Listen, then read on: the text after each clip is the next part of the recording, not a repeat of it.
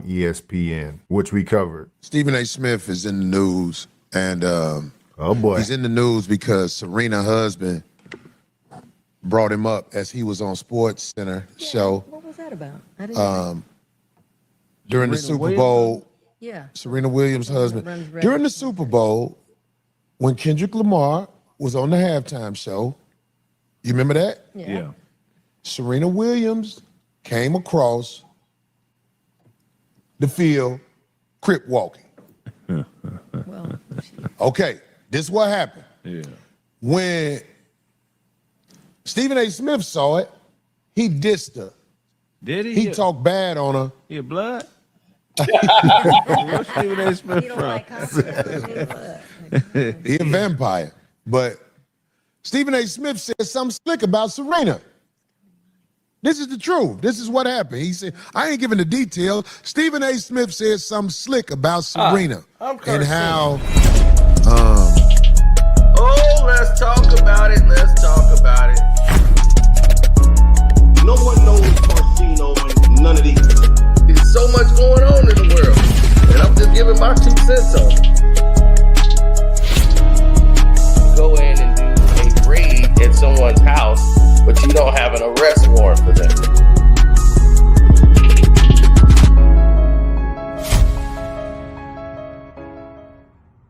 et cetera, et cetera. This is what he said. Hold on, no. That's what he said. If I'm married and my wife is going to join trolling her ex, go back to his ass. Because clearly you don't belong with me. Stephen A. Smith, I think you had some marriage advice for me. Is that right? Or Well, you know what? Listen, I did it. People, headlines are headlines. We can get into that another time. But I was hoping you were going to be here. I'm not. Oh no, I am not qualified. Married? Right. Oh no, not me. Well, I ain't qualified, my brother. I'm not qualified. I was going to ask you because you hadn't been married before, right? I am married. No. See. Okay. Okay. Yeah, because I give advice to plenty of founders who want to build billion-dollar companies, and the reason I do that is because I build billion-dollar companies. Yeah. So I generally try to stay in my lane of advice. Then we'll talk marriage advice later. I've been 13 years strong. We got Deal. you. Alexis, thank you so much. Athletics NYC 2-night event in New York. Incredible. Yo, he Can't wait turning to watch. green. I'm looking for a Tiffany. Stephen A. Smith. Bro, I ain't never seen Stephen. Look at him. Stephen A. looked like a boy who just got caught. Like he messed up in church and his damn daddy is right there. Like, boy. Boy, oh boy, oh boy. And this was in the grease. I ain't never seen Stephen A. that flustered before. So dude was on Sports Center. Coincidentally, Stephen A. Smith wasn't there that day. Yeah. Capitalized coincidentally. Right. Because I don't think Stephen A. Smith wanted to be there when he was there. No. But he wasn't there. But that's just my opinion. I don't know why Stephen A. wasn't there. But when Serena's husband was up there, he was up there and he stepped to the mic like, well, what's up with Stephen A. Smith?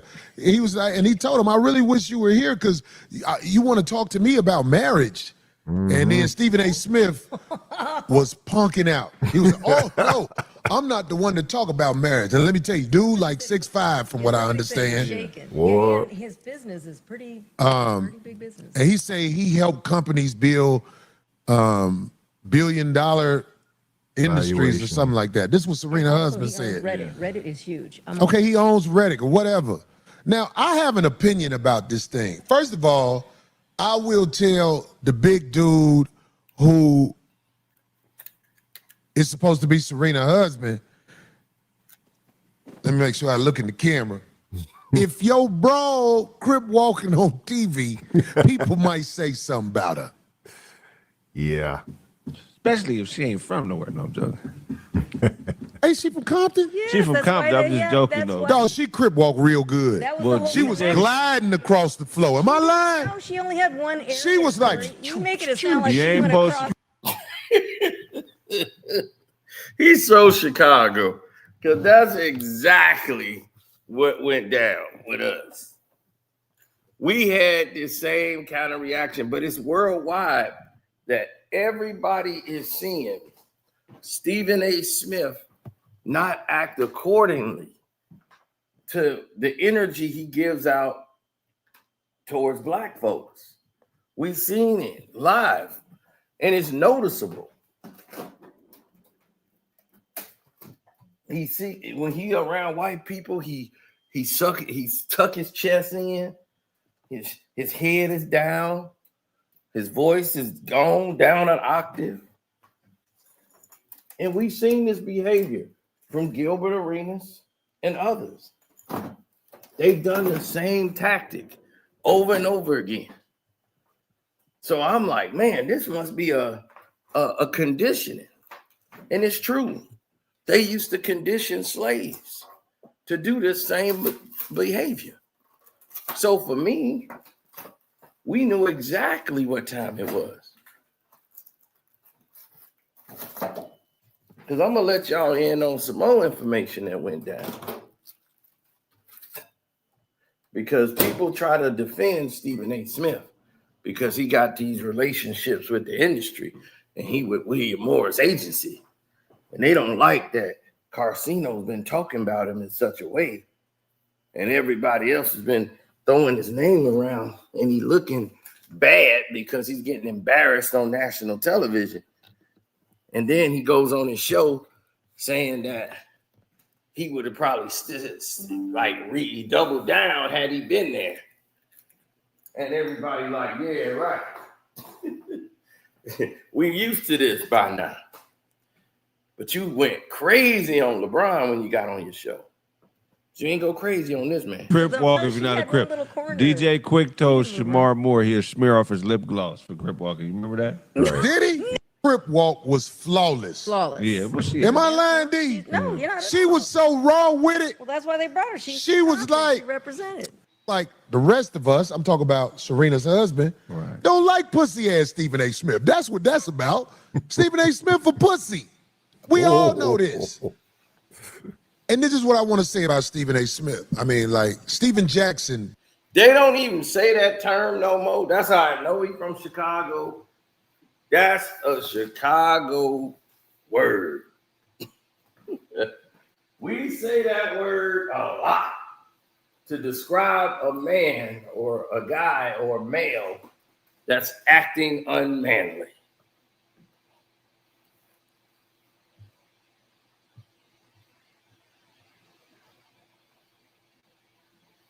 $5150 Nation, stand up. What's up? I see you. Now. Brought this up. It was such a real point. Mm-hmm. When black people have an issue with Stephen A. Smith, he ready to check him right away. Oh. Absolutely.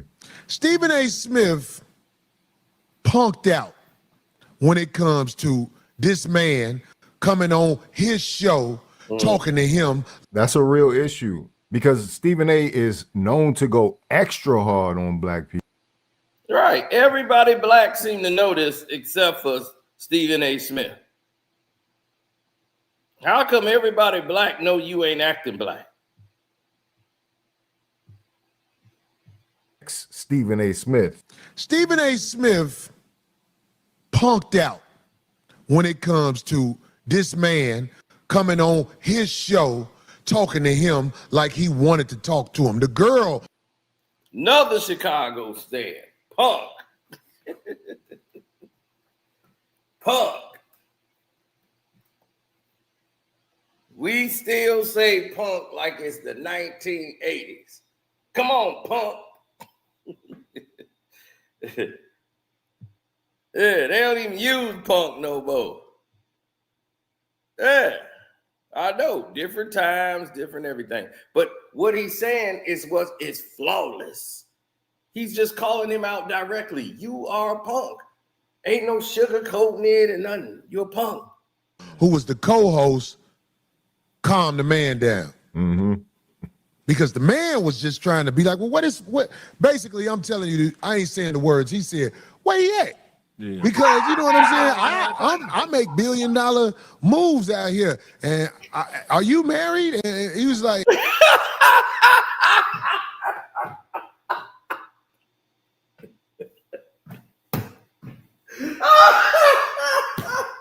He came out here and said, where you at?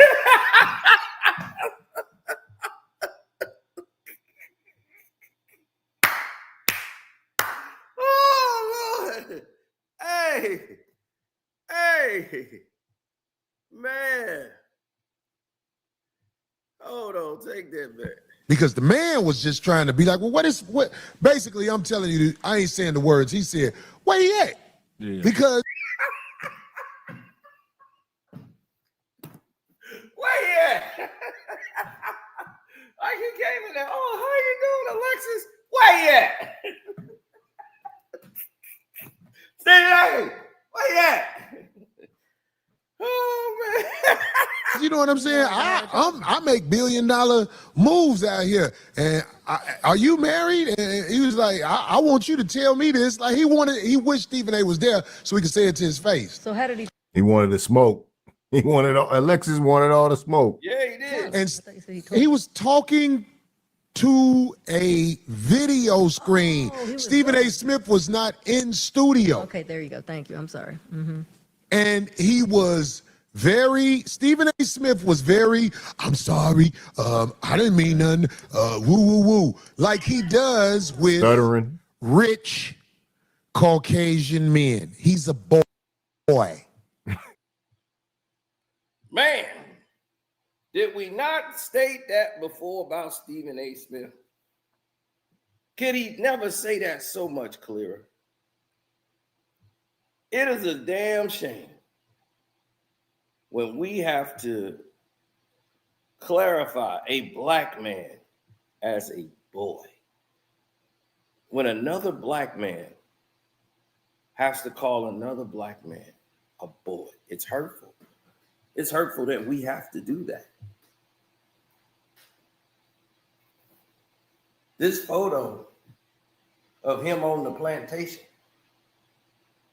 with Bob Iger and Jimmy Pitaro.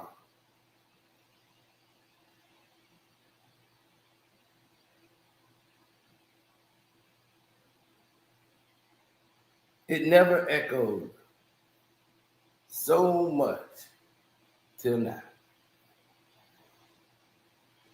It's sad. It's real sad that we got people out there like Stephen A. that's stuck on the plantation and think the money validates him. Yeah, he thinks the money validates him because he got some money that validates him. He could say what he wants to black folk. That's how you get to the money. Look at what they paying me. They couldn't pay me enough, Stephen. They could never pay me enough to do this. I could never, for no money. They'd be like, if they gave you $2 billion, you would do it. If they gave you $2 billion, you tell me you wouldn't do it. If they gave me 50 trillion, I wouldn't do it. Because I couldn't live with myself, being that kind of person. I still got to walk around in this world. My word is everything. So if I give my word, I stand by it. If I say it, I stand by it. That's why your word don't mean anything. That's why God gave you your word. Your power is in the word. So if you give away that power, if your word don't mean nothing, then you don't mean nothing.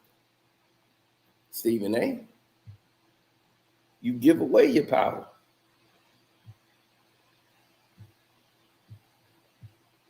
He's a boy. Because when it comes to talking to the brothers and sisters, Stephen Jackson pointed this out, Stephen A. Smith got smoke for us. Hell yeah. When Dana White slapped his wife, that's my friend. Dana White is my friend. Now here goes somebody else. Oh, that's not my expertise. I'm sorry. I don't. Use a mark. I'm talking to Stephen A. Smith. Right. You, boy, let me tell you something. If this was before the That's what I'm saying. time of this, Corey is upset because he's so disappointed in Stephen A. When they go, boy, like somebody about to fight you. slapped his wife. That's my friend. Dana White is my friend. Now here goes somebody else. Oh, that's not my expertise. I'm sorry. I don't. Use a mark. Woo! Man, we going back to the 80s and 90s, baby. You are marked, son. You are a mark. A mark.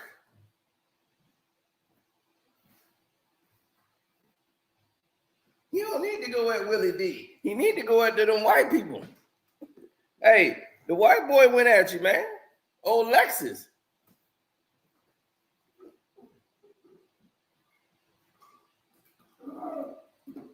He came on your show, made you not be at your show, and you gonna go at Willie D.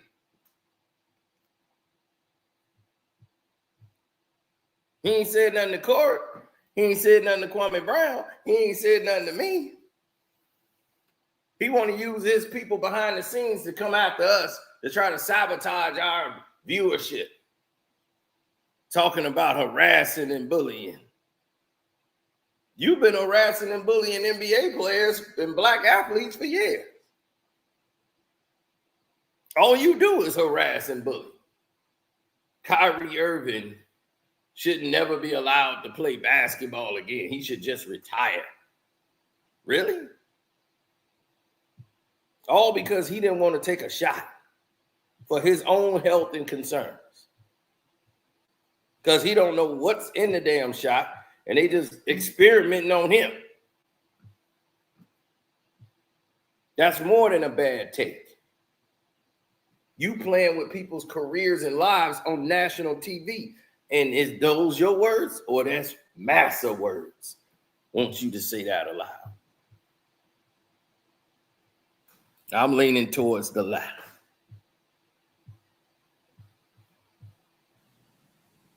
I'm talking to Stephen A. Smith. Right. You, boy, let me tell you something. If this was before the time of video, because see, a lot of people can't handle their business because of video. You need to be forced to walk around with a dildo in your ass. Whenever you in public, you are supposed to have a dildo in your ass because you are straight punk for who you look at as superior, your boss, as you say. Stephen A. Smith, you punked out again to somebody who is what you look at as your boss. It's embarrassing, dog.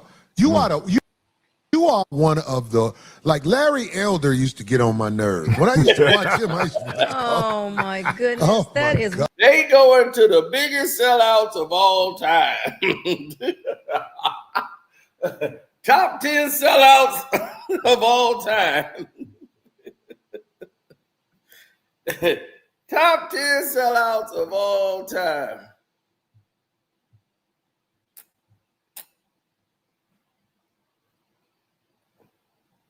Boy, they are moving up the list.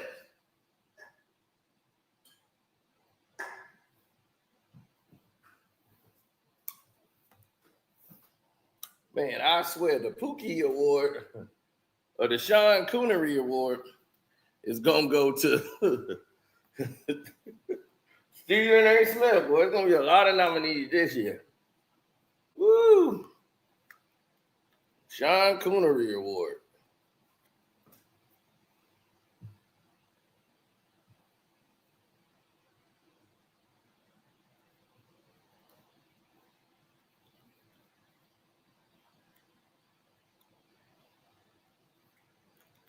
Mm-mm-mm.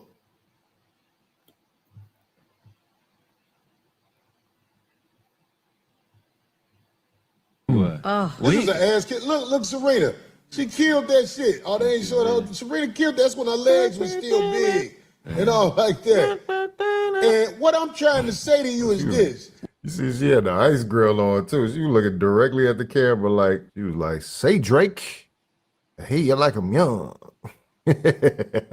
Serena had the game face on. That was serious business with her tennis skirt on. that. And her chucks. And what I'm trying to say to you is this. What was he gonna do? You think he was gonna put hands on Stephen A. Smith? I don't know if he's going to put hands on Stephen A. Smith, but I believe that he was like, where's Stephen A. Smith? He was like, what's up? And Stephen A. Smith had no smoke at all. Just bag down, boy, be quiet. No I don't know what it pushback. is in these pictures in these eyes, but that's a crazy way. You know who he looked like? He looked like you remember that show Roseanne?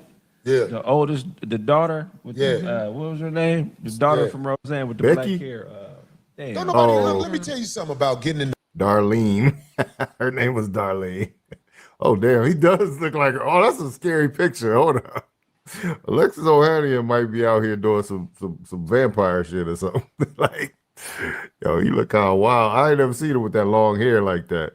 Like, it looked like he had a haircut when he was on ESPN.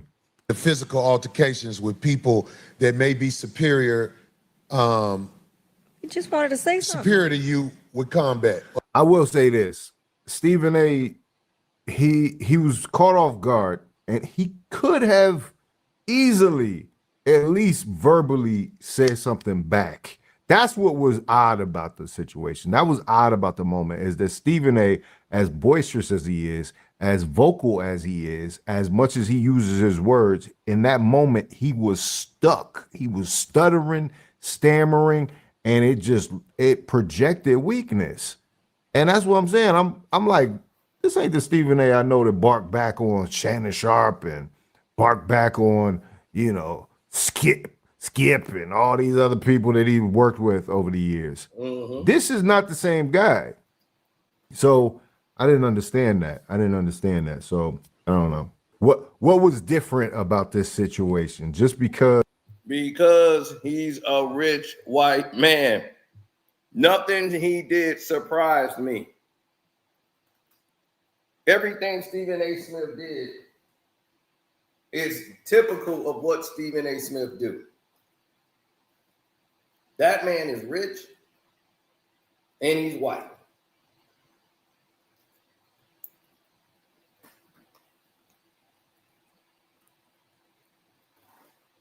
So in Stephen A.'s words, he's right. Hell, he ain't even gotta be rich.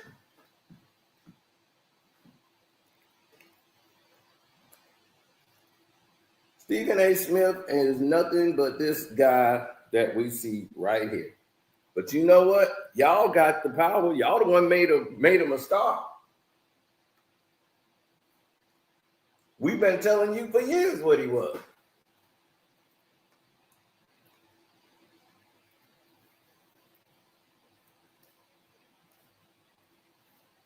But y'all watch him out of habit.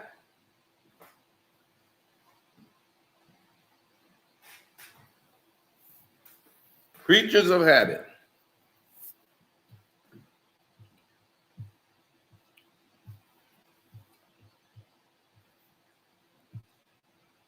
Mm-hmm. Now, some interesting things happened today. Some very interesting things.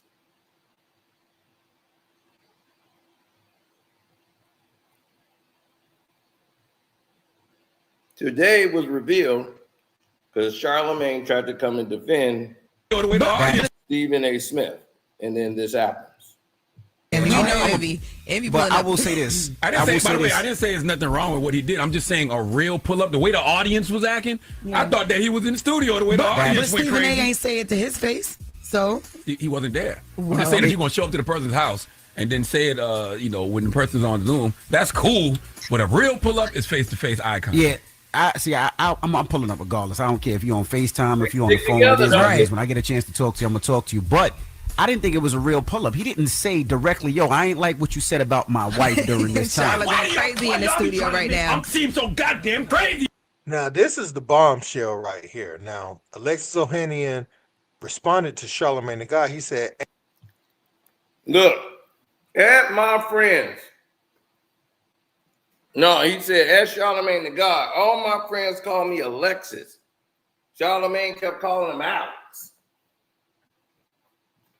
"Hey, Alex."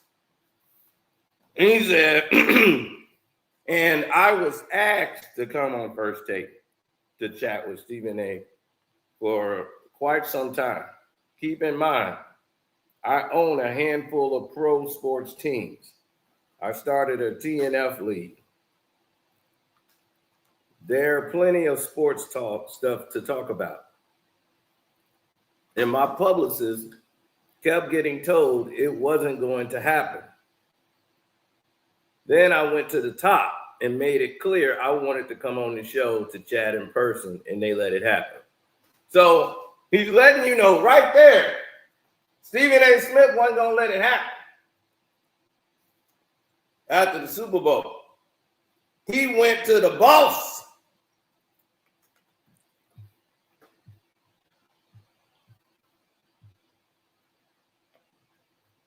He said, I went to the top. That's the top behind it. And the top said, oh, yeah, for sure. Absolutely, you coming on the platform.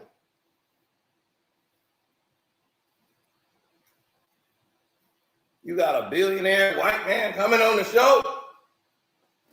Make way.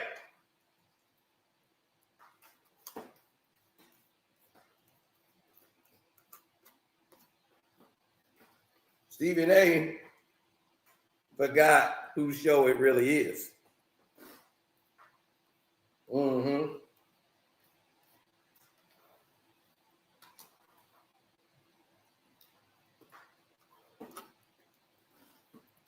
So Stephen A., knowing that there was nothing he could do,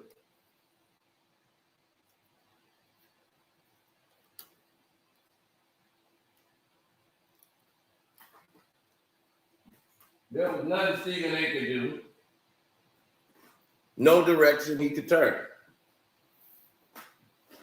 He made sure that would be a day he would be on remote location.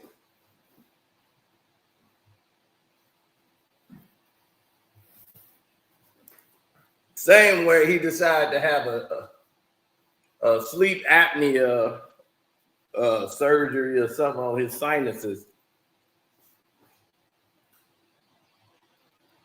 the day Max Kellerman is leaving.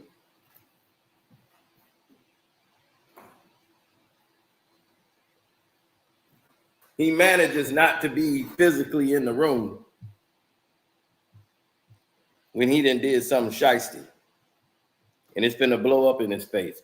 He magically disappears.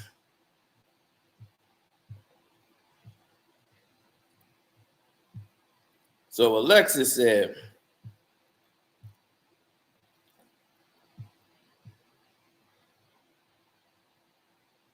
yeah.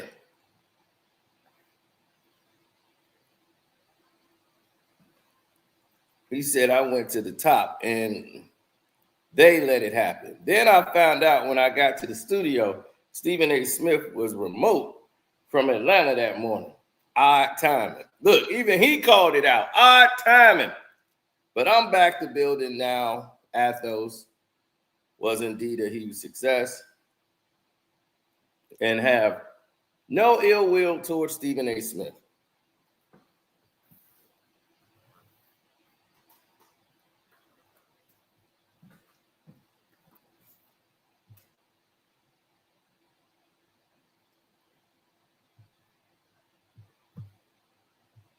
All right, Lorraine, they're going to pull up on you next.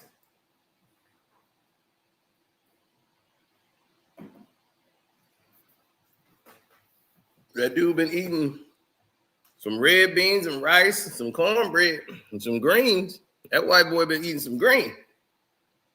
You can tell that when he walked up there on that show. That's a white boy that been eating some greens. Boy, I'm telling you, Serena Mama boy hooking him up with a plate.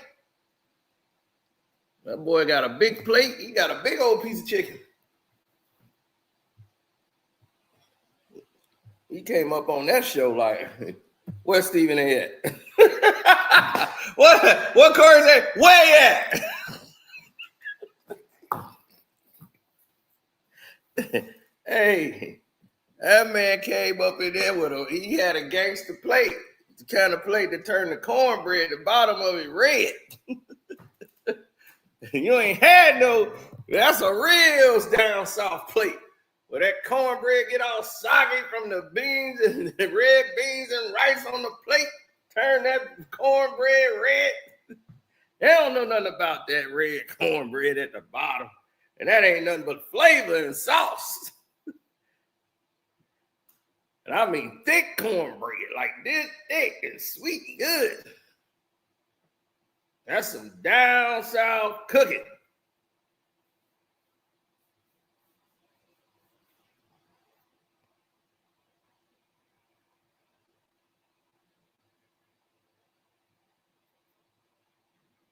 Mm-hmm. So he's back on the plantation. Yet again. So once again, he's back trying to sugarcoat what happened. Now, behind the scenes, he was talking.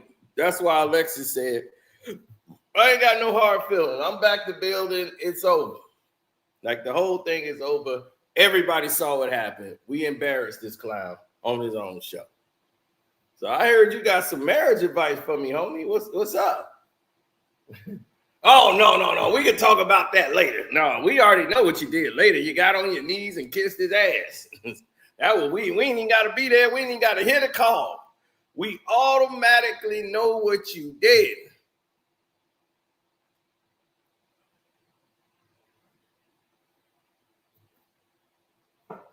Of course, he said he defended his black wife for real. Exactly.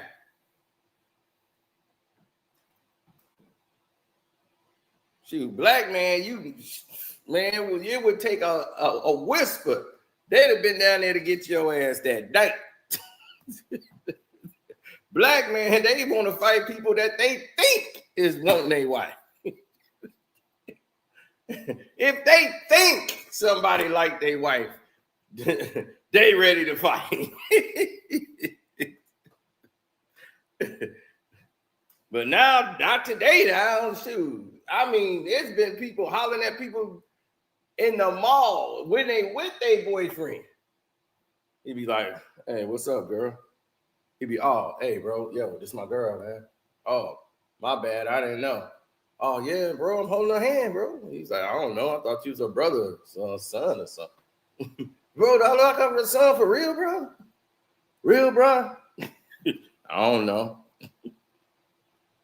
So what's up? You gonna still stay with him? This my man. Bro, I just told you. I was talking to her. That's how disrespectful it get out here now. That's how disrespectful it get outside now. It gets so disrespectful out here.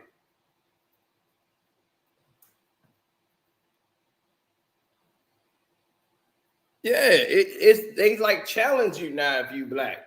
Like, oh, he black. Oh, I can get her. Going to get her right now. And they playing with them. Most black guys, they don't even defend their woman no more. Like, he tried to holler at me. What you do? What you mean? Well, you playing with him? You probably. See, I knew it. Is that Antoine again? Bet you that was Antoine. They get mad at the girl. I told you not to wear that. See, now everybody want to holler at you, and you like it.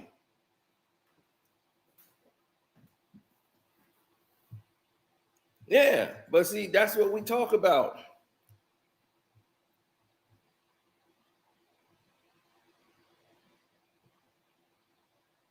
Right. Steven Jackson called him out. Everybody. Steven Jackson has a career of not liking Stephen A. Smith.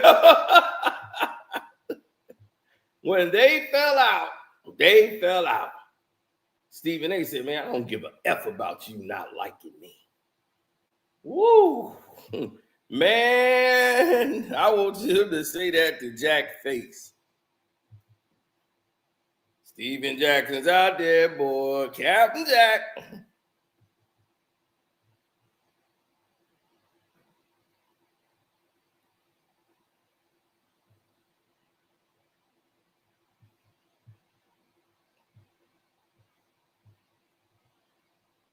Y'all ain't as smart as y'all think.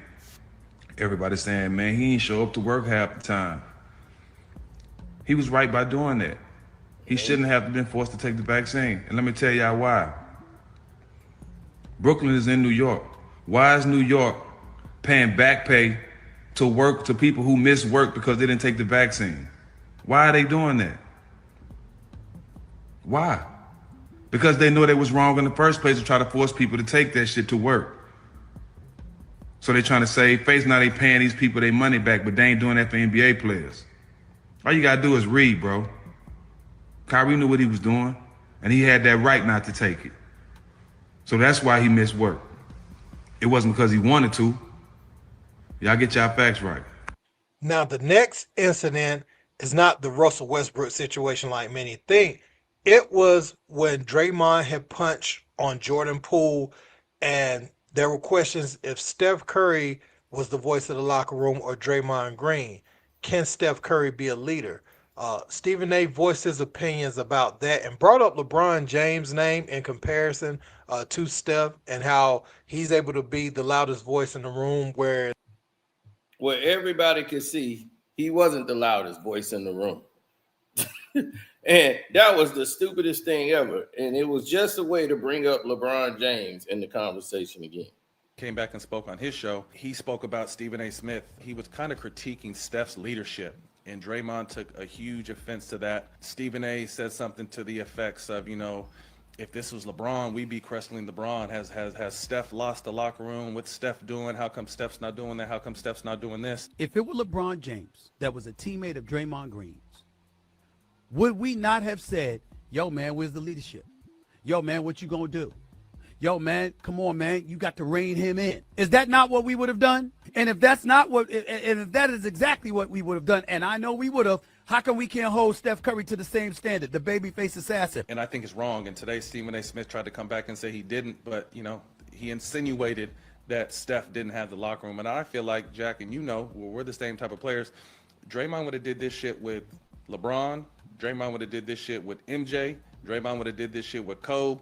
Draymond is going to be Draymond, just like we're going to be us. So to try to point the finger and say it's Steph's fault or how come Steph hasn't, we don't know what Steph has and hasn't been doing. I like that Draymond called Stephen A. out because you took a shot at Steph and then you brought LeBron in the conversation when you didn't even need to. You know what I mean? So you're creating a narrative about does Steph have the locker room or not? Is he a leader or not? And then trying to trump that with bringing LeBron into the situation. So I just love this new media and guys are able to call the bullshit on the spot, not let it fester, not let the narrative of just the media live out there. Like we have our platforms and we're able to talk too. So I was glad he called out Stephen A. because I think Stephen A. was wrong. He didn't directly say that Steph is a bad leader, but you're insinuating that under LeBron's watch this shit wouldn't happen. And like I said, Dre is Dre. He's gonna be Dre no matter who is around. And I think pointing or blaming someone else or insinuating it's someone else's fault to keep him in line is wrong. Championship team or struggling team, Draymond gonna be the head of that locker room. That's just the personality we have. I played for the San Antonio Spurs. Tim Duncan was our best player. He didn't have the locker room. David Robinson, Kevin Willis had the locker room. I played in Golden State. BD was our best player, but BD didn't have the locker room. Me and Matt had the locker room. And even Jay Rich. Draymond has that locker room. And I think, obviously dating back to the pool punch, I think he lost that locker room. And he and I discussed it during the playoffs last year in Sacramento, where he felt like he couldn't really be himself because he had to earn everyone's respect back in the locker room to really be himself. So it's been ugly over there. Now, when Russell Westbrook was playing for the Los Angeles Clippers, they were playing Luka Doncic and the Dallas Mavericks at the time, and Russ committed a questionable foul on Luka, and Stephen A. said that he was going to reach out to the league office and try to figure out why he didn't get a lengthy suspension. And that really is where it started to take a turn for the worse between the two. From Russell Westbrook. Inexcusable behavior. That's what I saw. And I don't know why this isn't being talked about enough, to be quite honest with you. I was of the mindset that Russell Westbrook deserved to be suspended for today's game. That's how appalling his game was. Now, I've been raving about Russell Westbrook since he arrived in Los Angeles. He's been a godsend for the Clippers as far as I'm concerned. He's an energizer bunny. But what he did the last game, I want y'all to go back and reflect on what transpired in game 3. Look at this foul right here. You knock the guy clear upside the head. You sit up there and you come down on Luka Doncic in the back. That play right there, you could have separated his shoulder. Then you push him in the chest. Then you go after PJ. And then after that, even though PJ shoved you in the back, and then you're shrugging off the referee. I felt so serious about this, fellas. I called the league office. And I said, I need an explanation. Tell me why Russell Westbrook wasn't suspended. And I was told that the referees the officials gave their report. And every indication in writing that they provided said, we handled this. He got a couple of technicals, plus a flagrant one, plus he was ejected, plus no one was injured. So we took all of those things into consideration. That's why we didn't suspend him. And I stood down. I said, that makes total sense. I'm glad. But they said, if it had been the regular season, the likelihood is that they might have had a different decision. Now, Gilly voiced his opinions about Stephen A. Smith in a post, and Steven Jackson commented under that. He says, you ain't telling no lies. Just how he talked about us. How you call the league office and ask why somebody not suspended. I think you accidentally told on yourself, my brother. And it wouldn't stop there. Steven Jackson and his partner Matt Barnes will go on their show and voice their displeasure with how Stephen A. Smith went to the league offices trying to get Russell Westbrook suspended. Called the league office the other day, and this one, Gilly posted this, and this one hurt my soul, man. Like, he called the league office to see why Russell Westbrook was suspended. And that just don't sit right with me. And he's a journalist, he needs information. That was just weak to me. So we're going to get to Jalen Rose in a second, because that's another friend of the program. But Jack, Stephen A. Smith of late, what's going on with our guy, man? One, the reason why my main problem with a lot of people, and especially with Stephen A. when he say stuff like this, Matt, if you was on the corner with 10 brothers in your neighborhood, you wouldn't have said that. You wouldn't have had the balls to say black people relate to Trump. You wouldn't have said that in front of your people, in a room full of your people. You said that on TV because you're comfortable there, and that's the narrative that they want you to pay, because somebody probably told you to say that. Bro, I'm not the most intelligent person, but I told you I'm first team common sense. That's why you say these things on TV. So that's why people look at you funny and don't give you the respect. Everything that me and Matt will say on here, we'll say in any barbershop, on any corner, in front of any setting, in front of anybody, because that's how we truly feel. Nobody's telling us a certain thing. So that was the weakest thing. And on the second thing, Matt, you don't work for the league. What make you think you got the power to call and get somebody suspended? So you opening more doors to thinking now, okay, the times when you done went on TV and spoke bad about me and other players, you called and put your vote in to get people suspended. Is that what you saying? Like that's crazy that you would openly say that. And hold on, my little brother, I love you to death, but you agree with that, Perk, and you a player. You know better than that. Just imagine if you was playing and he called the league when you got into it with somebody, Serge Ibaka or somebody, and they saying that, and he called and saying, well, I think Perk needs to be suspended, taking money out your pocket and your family. That's crazy, dog. That's the weakest thing he could have ever said on TV, Matt. Back-to-back days. We don't know what he said, or if he said that he thought they should have been suspended. I didn't see that part, but I agree. I think the Trump shit was wild and outlandish, but if I'm not mistaken, he's doing some stuff over at Fox. And I don't know if that was there or if it was on ESPN or where it was at, but that shit was weak. But the Russell Westbrook shit hurt my heart for a reason. Like it stung because for just a lot of different reasons. I just don't think that's something, is in the playoffs, star players, someone like Russ who's taken so much bullshit from the media to begin with. He's out there and playing his role on that team.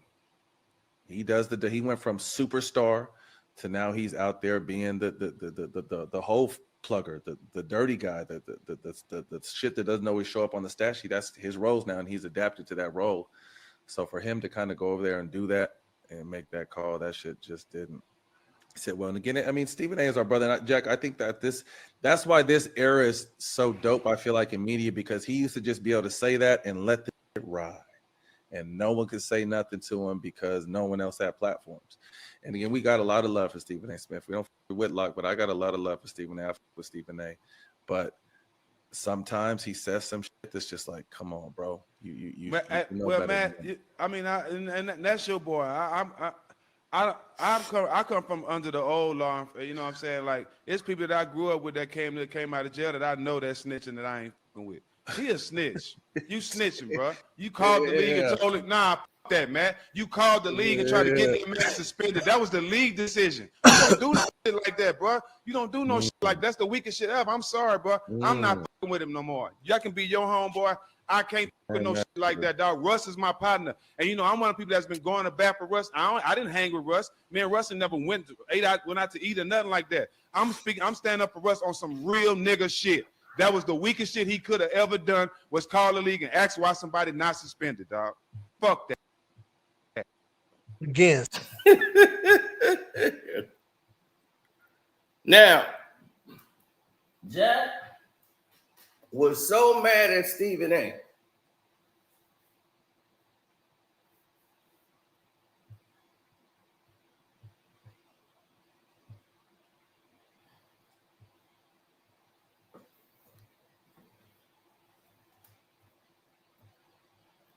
And I understood, because this is what we've been telling y'all about Stephen A. That's the wrong kind of guy, because they seem to give these type of guys power. And when they start getting a little bit of power, they become very arrogant with that power, and they're dangerous.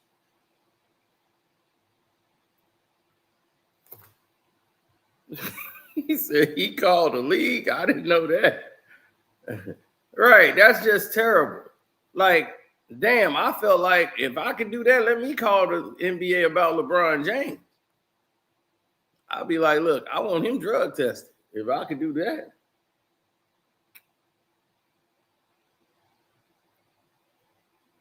But see, they give people like Stephen A. Smith all this power because he make racist people comfortable being racist now. They like, oh, okay. I thought I was racist for a second. I wanted all these Negroes off the planet, but apparently Stephen A. Smith felt the same way.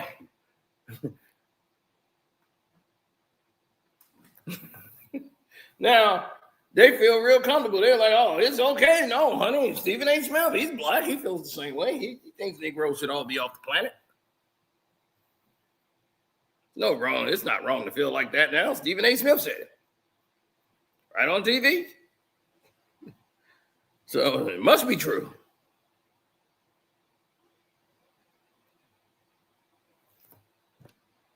Yeah, you seen a lot of them crossover. Kick the crossover. Wherever you want. Like, a lot of people didn't know that about Chris Rock till I made the video. Then he put out a video, like a cryptic message, because he remembers the incident that happened with me and my boy when we saw him at a comedy club and the way he acted.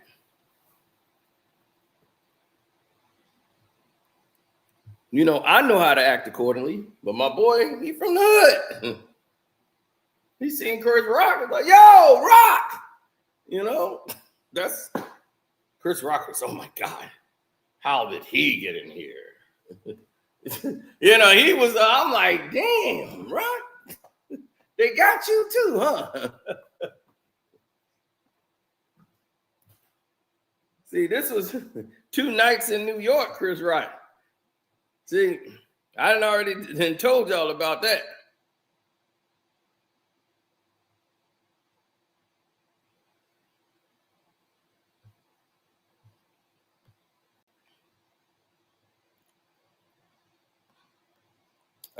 Yeah, I'm truth over emotions with him.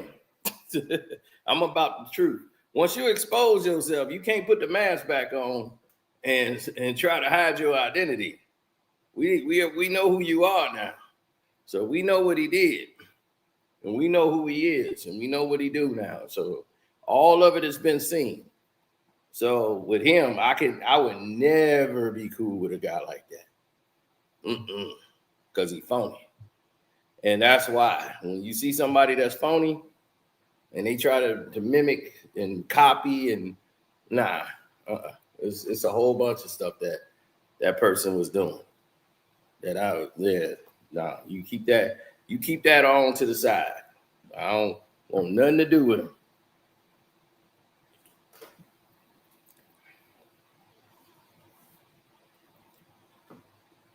See, that's the thing. If somebody show you who they are and you don't believe it, and you, hey man, we back cool again. All right, we back cool. Next thing you know, they do something else down the road. That's even worse. And you knew not to bring this person back around. So that'll be on you.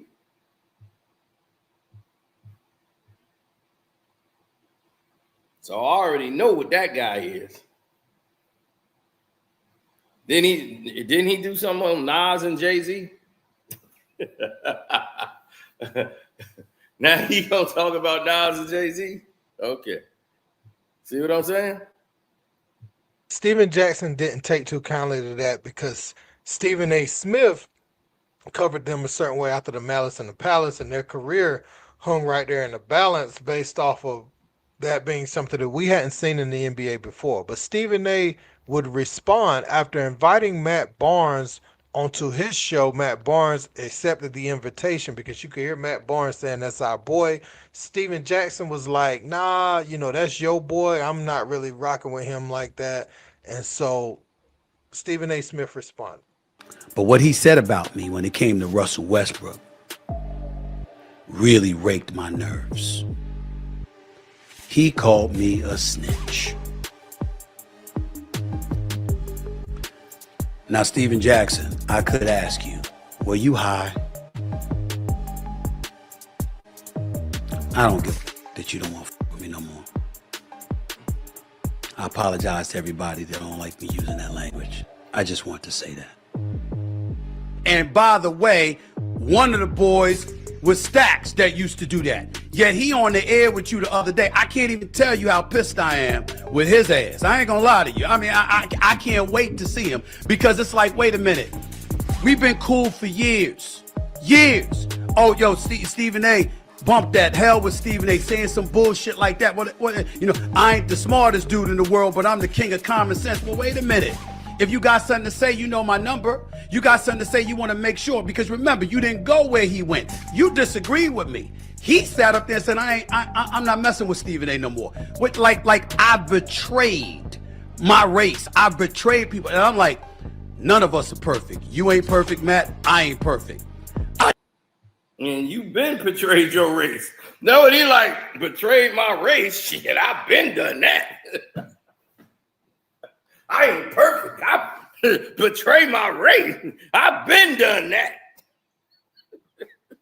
Been there, done that. You watch First Take. Go back to 2016 First Take. That's all I do. My writing, I got famous for Carlton Hines' death. I deceived his whole family, made them think I was his friend, and they talked to me. That's how I got famous.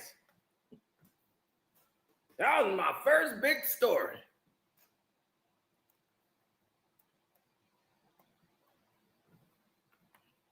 Been sold out.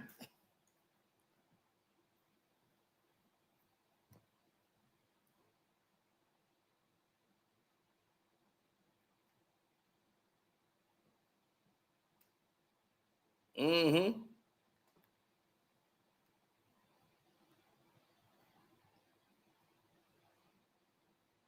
They said sell out or get the hell out. He did both. He sold out and got the hell out.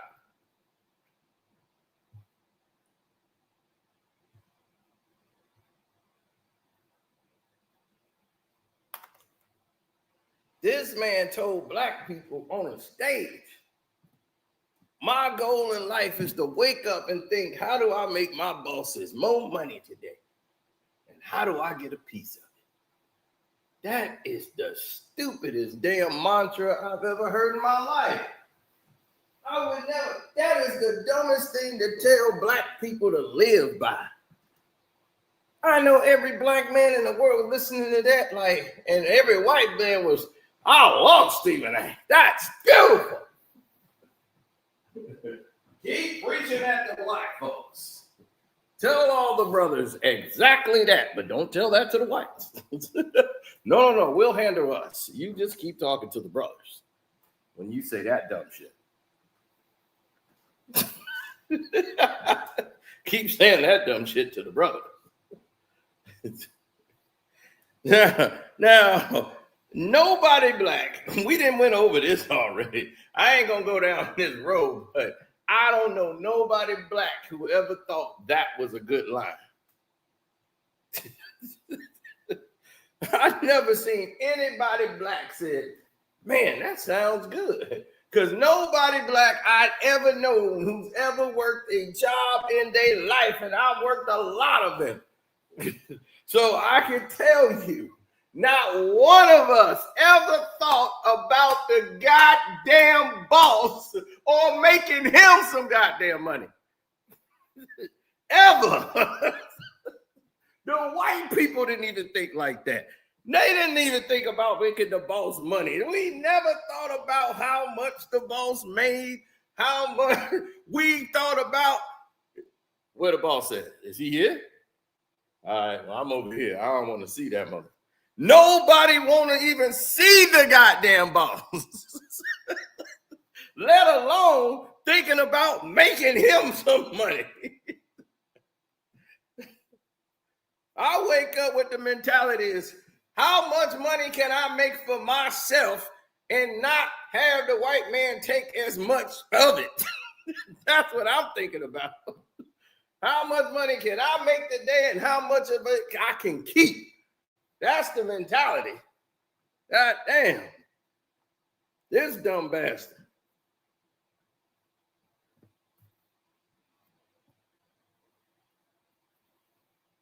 You looking at it from the wrong point of view. Now I'm looking at it from the point of view of somebody that ain't thinking like a dumbass employee. Because there's a lot of employees that I know don't think like that.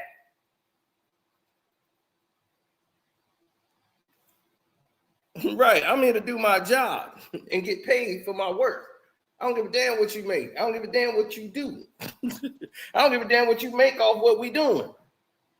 We made an agreement that you're going to pay me this amount of money every week. So every week on Friday, my check better be here and it better not be short. That's one thing. One thing for sure we going to say. It better not be short. Hey, it's payday. My check is here. It better not be short.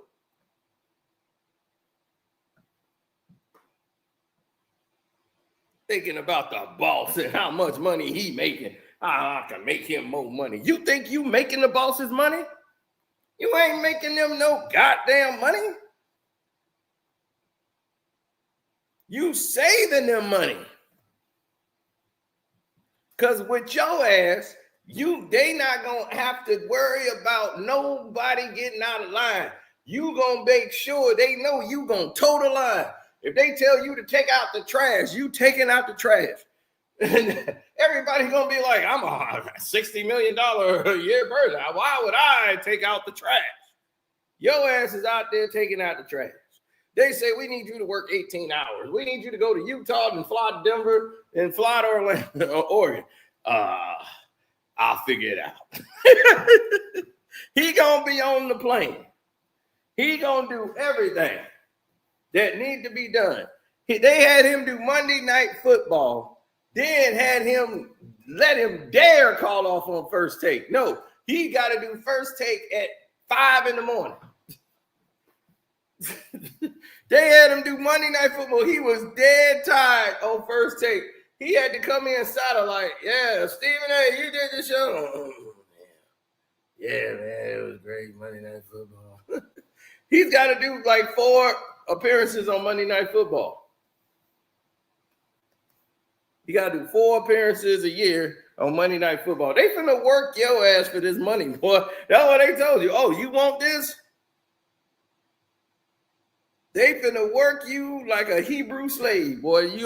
Your ass is finna get worked.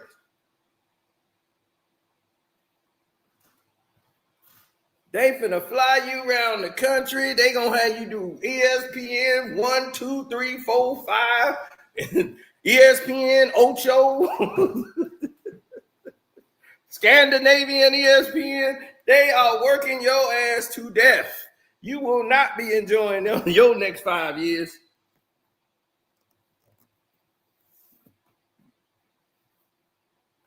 Your family love it because they like, hey, we don't get to see you.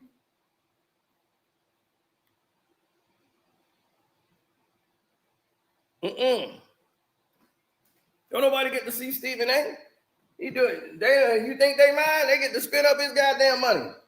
24 hours a day. Spending up his goddamn money.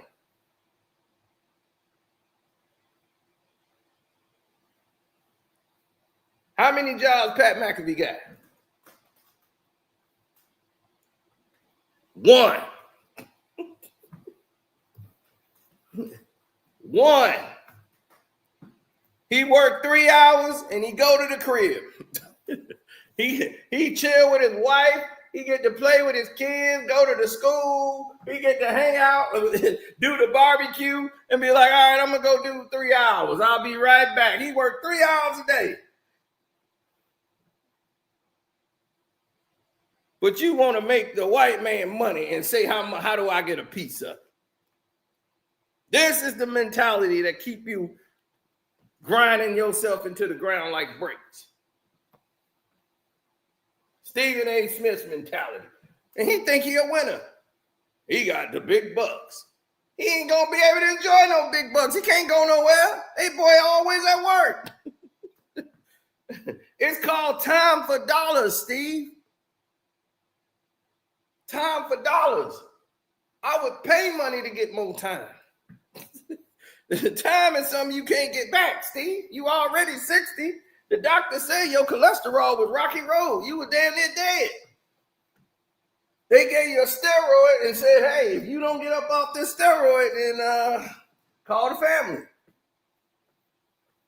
Then you was over there trying to punch on the bag.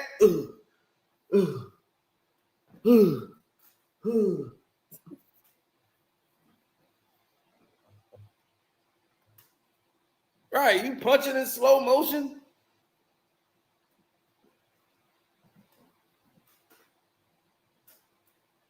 And it ain't like, oh, we like to kick him because he's black. No, we disappointed in him. You wouldn't be here if Allen Iverson didn't pat you on the back. None of the NBA players would have dealt with you. None of them. None of them. Nobody would have dealt with you. Nobody would have did anything. They wouldn't have said nothing to you. And the way you betrayed that man, and the way you betrayed Kobe Bryant, the way you betrayed everybody you come across.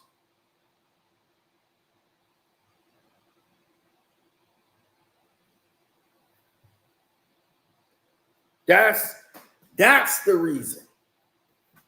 Nobody want nothing to really do with you, and everybody's starting to see exactly what you are. Kwame broadcasted it live to show that this man been talking about me for damn near 20 years. Then you want to go on podcast shows and say you sorry. Why don't you go on the show you said that stuff about him on and say you sorry? Oh, the bosses won't let you do that? Why would the bosses be so concerned? Like, ain't nothing went right for Shannon Sharp. He ain't never had no problems till he decided to one day, knowing he was on his way out the company, being fired for all the stuff he done did at Fox. They about to get rid of him. He about to be out. One of his last days on the show, he decided, I want to go at Kwame Brown. I want to call Kwame Brown a joke on Fox News, Fox Network. You wanted to do that and thought that would be a great idea, a great platform to do that. Both of y'all from Georgia. You wanted to call this man out and go down this road. And then everybody got to see what was behind the curtain. And you and Boot Thang. all your dirt was starting to come up ever since you did that. So just to let you know, God don't like ugly. And when somebody is right, just because you want to go protect your buddy, it's going to come back on you like a boomerang.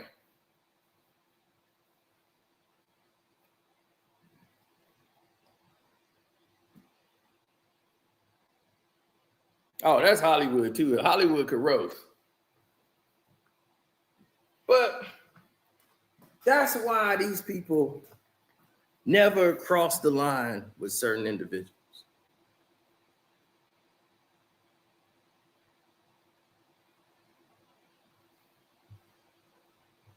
No, he wasn't going to talk to Iverson because Iverson was the lead at that time. You crossed him, biting the hand that fed you.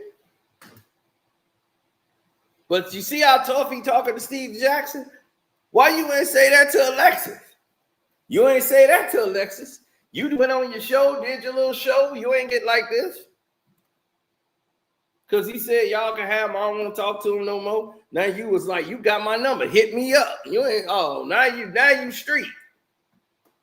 Now it's hit me up. What's up? I wish you would have talked like, if Stephen A. talked like that in my face and start saying, yeah, I heard what you were saying about me. I'm here now. What's up? I would drop that. They'd be like, man, why you hit that old man? Knocked the dye right out of his head. They was like, man, that dude, I ain't never seen nobody drop that fast. Dude, you knocked the dye out of his head. His head gray as hell. Oh my God. You knocked the dye out of his head. That boy whole head is gray. But he would never do anything like that because he knows better. I think it's safe to say Stacks ain't he ain't perfect either. What nerve? What nerve? And I'm like, I thought that he went entirely too far. But you know anything about that? You know what the job entails? Stack? You have any clue? Have you been a reporter for 30 years?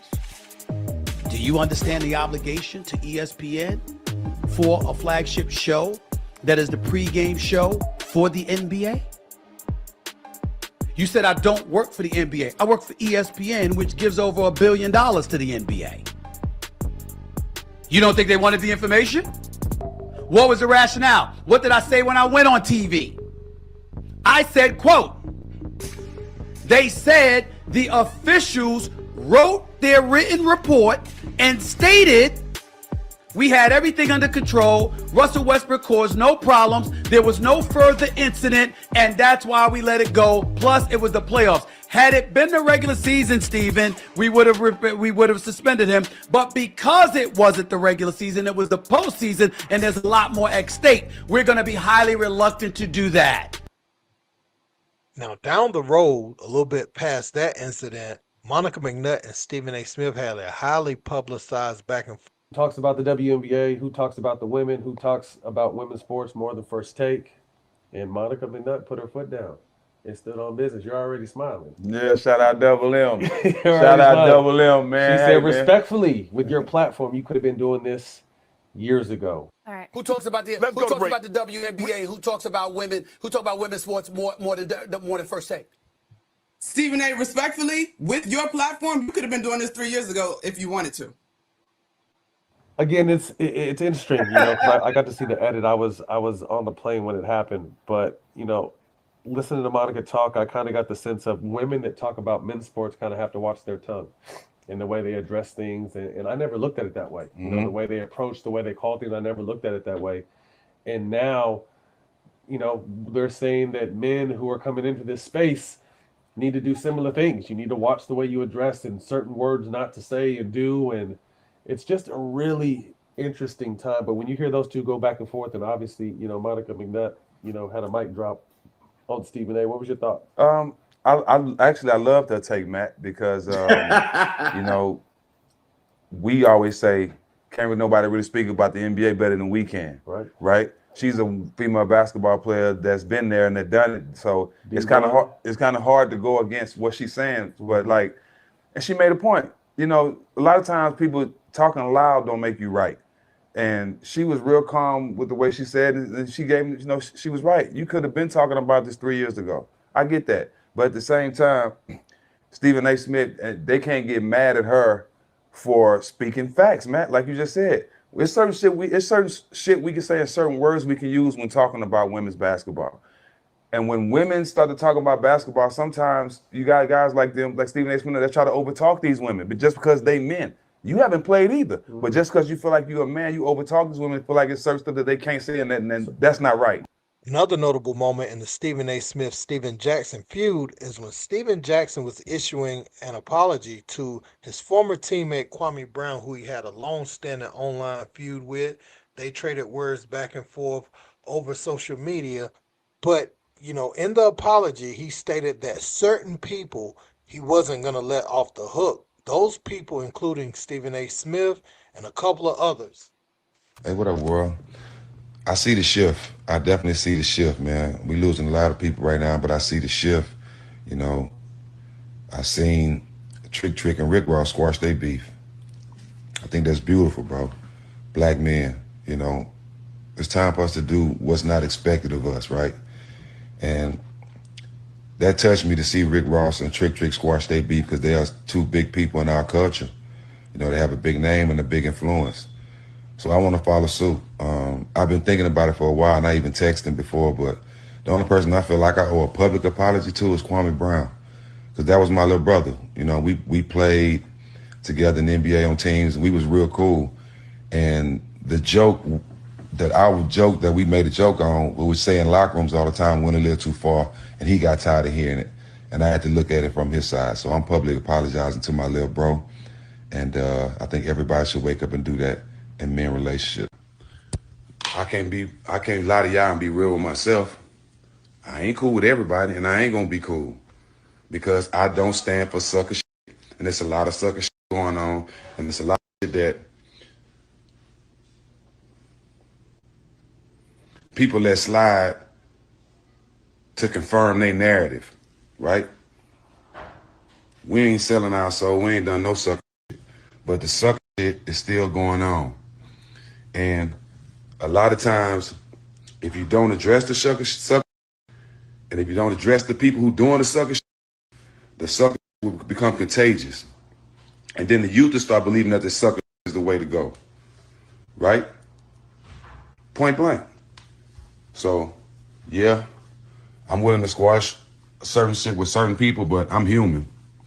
There's still some people I don't fuck with, and I'm going to stand on that. Sorry, I ain't perfect. Now, more recently, Stephen A. Smith had a little bit of criticism for Shedeur Sanders when he was miming in the locker room, responding to Rex Ryan saying that he needs to shut up and play football. And so that was Shedeur's response, not really saying anything, but his silence was deafening. It really went around the internet and blew up. And so Stephen Jackson, he called out Stephen A. Smith for his take on that.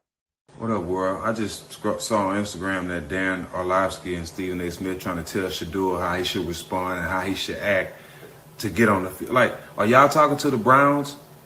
Or is the president of the team organization telling y'all what he should do? No. Success does not have a dress code, bro. No, you can't tell somebody what success looks like, especially if you haven't had success in that space. But one thing I do know, success looks a million different ways. And the best way to success is being yourself. Nobody can tell you how to respond, how to act, or how to feel about things. That's you. You respond how you want to. But what you don't do is let people dictate who you are and how you respond and tell you what success looks like. Success looks a billion different ways, bro. And people that's never had success in the things that they talking about cannot tell you what it looked like. Don't have a dress code. Now, Stephen A. Smith recently was called out on air by Serena Williams' husband, Alexis Ohanian, and Stephen A was very mild-mannered in his responses, didn't buck up one time. In contrast, we remember him telling LeBron, stop this as a father. And many said Stephen A. Smith put his daughter in a position in journalism that is similar to that of LeBron. And so they're telling him to stop that as a father, putting her in a position that she did not earn. And Steven Jackson is going to call out the hypocrisy in the way Stephen A. Smith addressed LeBron and the way he addressed Alexis.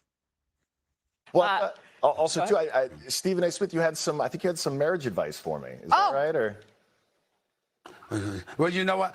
Listen. I did it. People, headlines are headlines. We can get into that another time. But I was hoping you were going to be here. I'm not. Oh no, I am not qualified. Married nobody? Oh no, not me.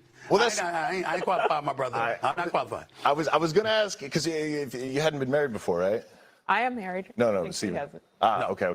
Yeah, because I give advice to plenty of founders who want to build billion-dollar companies, and the reason I do that is because I build billion-dollar companies. Yeah. So I generally try to stay in my lane as advice. Then we'll talk marriage advice later. I'm going 13 years strong. We got you. Alexis, thank you so much. Come on, Stephen A., bro. You get loud and all in your feelings about Braun. When Braun, he talking to a black billionaire. When you talking to a white billionaire, you humble. And you come back on your show talking real respectful, mild manner, man. Hey, bro, listen, bro. And you dogging the black women. Bro, let's stay out of politics and stick to talking about sports you never played. All right? Just stick to doing that, bro. We not going to vote for you if you talk. I heard you talking about running. You don't do that, bro. We not going to vote for you. No. We're not. But check this out, bro. Stop, bro, okay? You do not have the same energy for other people, but you got a lot of energy for Braun and black women and everybody else. Well, stop it. And just to give everyone a piece of what Steven Jackson was talking about as it pertains to his responses and how vastly different they were between his response to LeBron James and Alexis Ohanian, let's take a look. And had I done something, what do y'all want me to do? You want me to act? You want this to be a reincarnation of Chris Rock and Will Smith? And let me state for the record that while we bring up that, let me assure you it wouldn't have gone down like that. I would have gotten my ass kicked because had that man put his hands on me, I would have immediately swung on him. But he was sitting there saying, you wasn't married, right? So, you give him marital advice. That's how he framed it. And he says, I give advice about building companies because that's what I do, essentially implying that I'm not married. So who am I to say something like that? I'm saying paraphrasing. I think that's a fair comment on his part. Now, while that just took place a couple of days ago, these two have had an ongoing back and forth that dates back to 2023. And it looks like Steven Jackson and Stephen A. Smith aren't going to be sitting down anytime soon. And I want to know whose side you guys. Ain't no sides. Jack is messed up, but we know Jack just be, he crazy sometimes. But one thing Jack ain't no sellout. So let that be known. Now, here's the news. Stephen A. Smith gonna have to atone. You can't keep bouncing from space to space. Keep thinking it's gonna get better. It's up to the people to call out his behavior. That man right there ain't good for you. He's a problem. He's a cancer to the community.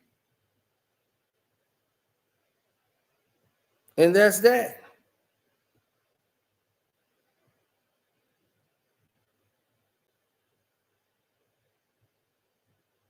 You see, that's why I said Stuart Scott would be turning over in his grave if he saw what Stephen A. Smith had become.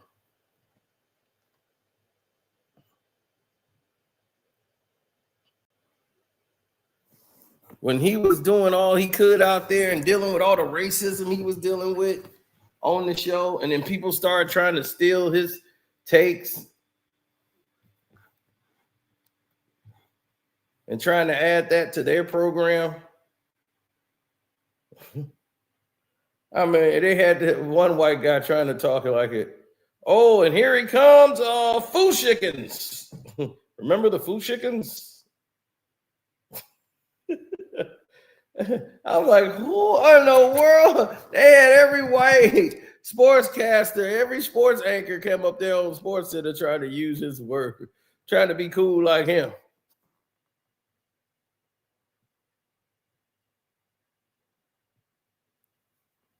He was doing that before he came to ESPN. Stuart Scott was doing that at CNN. He was doing CNN Sports. And he was in the Source magazine because somebody saw him and was like, this dude was wild. Hey, they got a real brother on TV. And it was Stuart Scott. And he found the way to bridge young folks into sports and watching these sports shows by connecting with them. And they put him in the Source magazine. And that's when ESPN was coming around, knocking on the door, trying to find out who that guy is and get him on ESPN.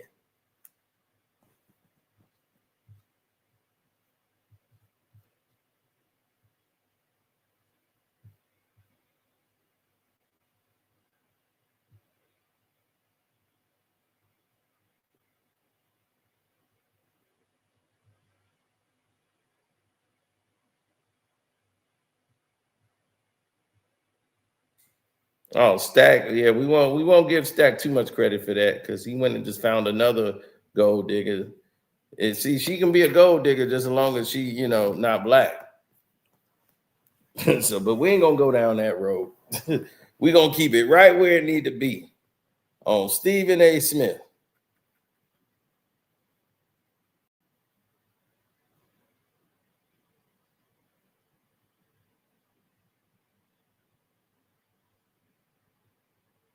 Stack is confused. Stephen A is confused. So they in the same boat.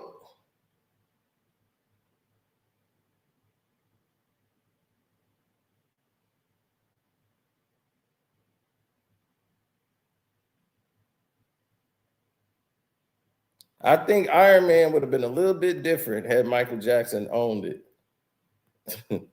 Iron Man would have been like a musical.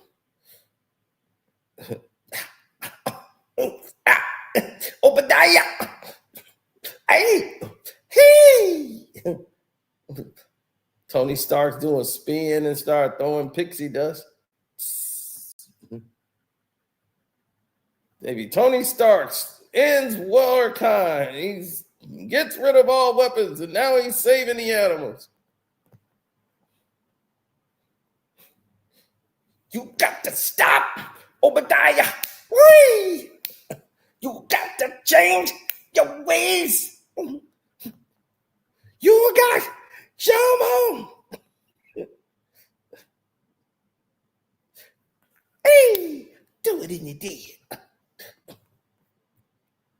Do it in your dead, Obadiah. Hey. Hey, Obadiah would have hit him with a spin the whole nine.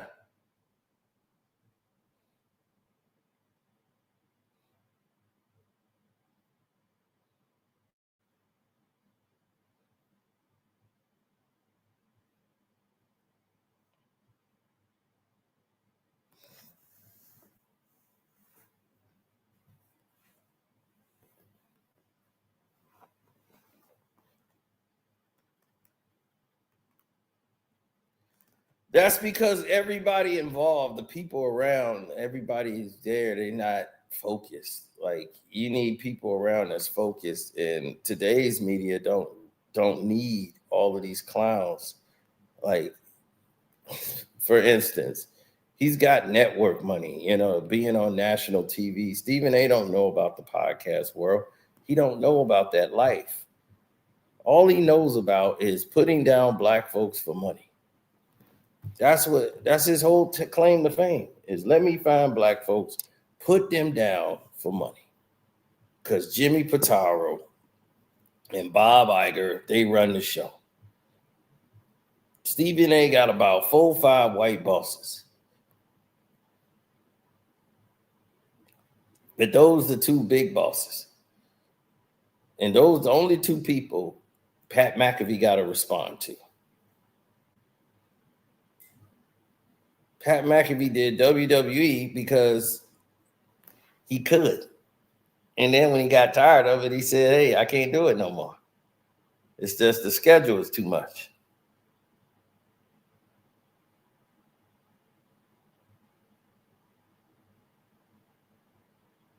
So they say, oh, Stephen A and First Take, they do bigger numbers than that show. I'm like, they only doing that because of subscribers. They have more outlets. And don't nobody really from television world really knew who Pat McAfee was. But now they do. So I'm like, they have a better position than First Take. First Take has been around forever, and they're really overpaying people for the show. And it's their flagship show now where it used to be SportsCenter.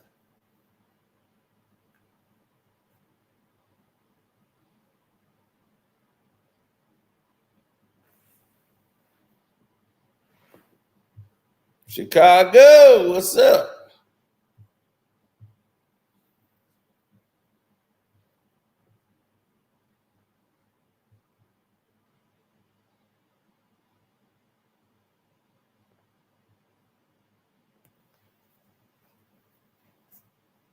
Yeah, man, it's a lot going on, man. Shoot. I just try to be enough for people, man. And I just don't get enough. All you can do is the best you can, right? So that's all you do. You just try to keep going, keep doing the best you can, keep doing the most you can, and that's it. Let the chips fall where they may.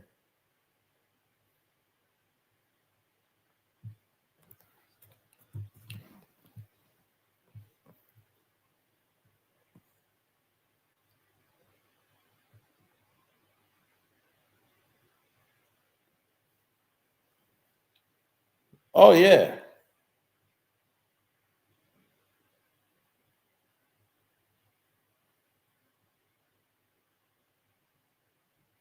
Oh, it's always been going down.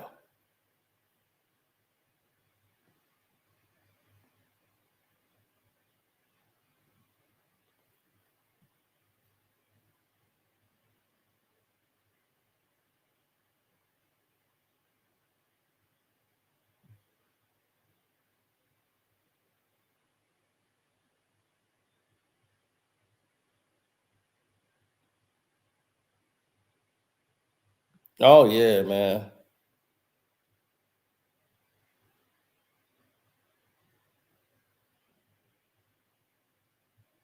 Yeah, it's crazy. Kim Kardashian just launched a career where she's making thongs that got pubic hairs in them. It's like, who the hell would want that? Like, that's crazy as hell. But okay.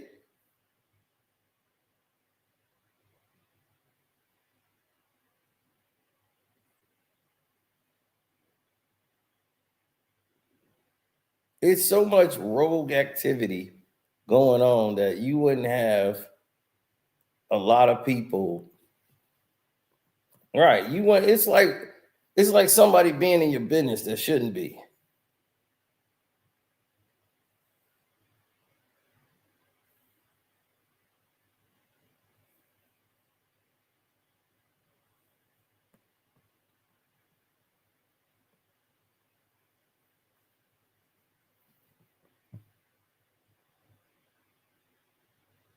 Oh, for sure. So don't forget to go to the Patreon, man. The Patreon is where it's at right now. Go over there and see what happens. I expose the whole business.